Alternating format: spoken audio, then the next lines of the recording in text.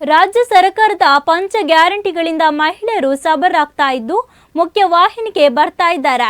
ಈ ಗ್ಯಾರಂಟಿಗಳು ಸಾಮಾಜಿಕ ಕ್ರಾಂತಿಗೆ ಕಾರಣವಾಗುತ್ತಿದ್ದು ಪ್ರಗತಿಪರ ರಾಜ್ಯವಾಗಿ ಮುನ್ನುಗ್ಗುತ್ತಿದೆ ಎಂದು ಆರೋಗ್ಯ ಮತ್ತು ಕುಟುಂಬ ಕಲ್ಯಾಣ ಸಚಿವ ಹಾಗೂ ಜಿಲ್ಲಾ ಉಸ್ತುವಾರಿ ಸಚಿವ ದಿನೇಶ್ ಗುಂಡೂರಾವ್ ಅವರು ಹೇಳಿದ್ದಾರೆ. ಇವರು ಸ್ವರಾಜ್ ಮೈದಾನದಲ್ಲಿ ನಡೆದ ಮೂಡಬಿದ್ರೆ ತಾಲೂಕು ಗ್ಯಾರಂಟಿ ಫಲಾನುಭವಿಗಳ ಸಮಾವೇಶವನ್ನು ಉದ್ಘಾಟಿಸಿ ಮಾತನಾಡಿದ್ರು. ಹಿಂದೆ ಕಾಂಗ್ರೆಸ್ ಅಧಿಕಾರದಲ್ಲಿದ್ದಾಗ ಹಸಿವು ಮುಕ್ತ ಕರ್ನಾಟಕಕ್ಕೆ ಒತ್ತು ನೀಡಿದ್ದೇವೆ. ಈಗ ಬಡತನ ಮುಕ್ತ ರಾಜ್ಯವನ್ನಾಗಿಸಲು ಗ್ಯಾರಂಟಿ ಯೋಜನೆಗಳ ಮೂಲಕ ಬದ್ಧತೆಯಿಂದ ಕೆಲಸ ಮಾಡುತ್ತಿದ್ದೇವೆ. ಸರ್ಕಾರ ದಿವಾಳಿಯಾಗಿದೆ. ಲೋಕಸಭಾ ಚುನಾವಣೆಯ ಬಳಿಕ ಗ್ಯಾರಂಟಿ ರದ್ದಾಗುತ್ತದೆ ಎಂಬ ವಿಪಕ್ಷಗಳ ಸುಳ್ಳು ಅಪಪ್ರಚಾರಗಳಿಗೆ ಕಿವಿ ಕೊಡಬೇಡಿ.